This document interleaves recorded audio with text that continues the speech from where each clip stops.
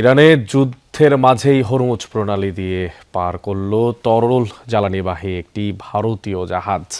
শনিবার 40,000 metric ton LPG নিয়ে মুক্ত সাগরে প্রবেশ করে নৌযানটি। এরপর থেকেই রয়েছে ভারতীয় নৌবাহিনীর নিরাপত্তার চাদরের আওতায়। তেহরানের সাথে ব্যাপক দর কষাকষির পর এই অনুমতি মিলেছে দিল্লির।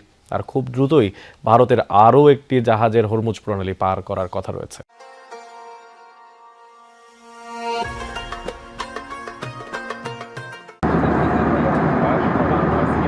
মধ্যপ্রাচ্যে যুদ্ধের জেরে হরমুজ প্রণালীতে গেল কয়েকদিন ধরেই প্রায় বন্ধ জাহাজ চলাচল, যার প্রভাবে টালমাটাল জ্বালানির আন্তর্জাতিক বাজার। উত্তেজনার মাঝেই এই জলসীমা পার করল ভারতের এলপিজিবাহী জাহাজ শিবালিক। এ তথ্য নিশ্চিত করেছে একাধিক ভারতীয় গণমাধ্যম।